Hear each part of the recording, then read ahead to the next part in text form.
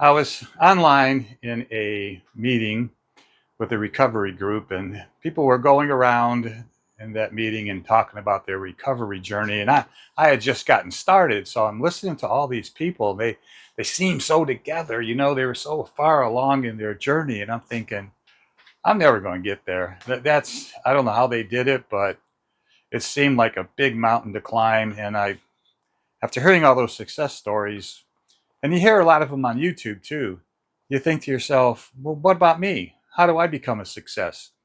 What's my concept of myself? Do I have the ability to do this or not? And finally, someone close to me pushed me aside and said, Casey, why are you so hard on yourself?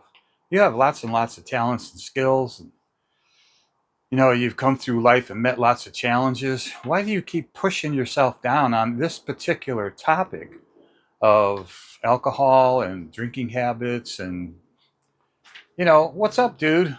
Why are you being so bad? I thought about that and I reflected back on that. And I'm asking you to reflect back on that too. What we have a habit of doing is getting down on ourselves about things and pointing out to our weaknesses and comparing ourselves to others. And that's the first thing we have to stop. If you are a follower, I got to give credit to Jordan Peterson on this. He's got a lot of videos about alcohol on YouTube, and I like some of his thinking, but he basically says, don't compare yourself to others. Compare yourself to who you were the day before. Let's figure out what that means. Who I was the day before is a person who drank too much, is a person who had hangovers, is a person who had all the personal problems that come with a lifestyle centered around alcohol. Maybe you feel the same way. And if you do, please, again, share. We're trying to build a community here on the channel.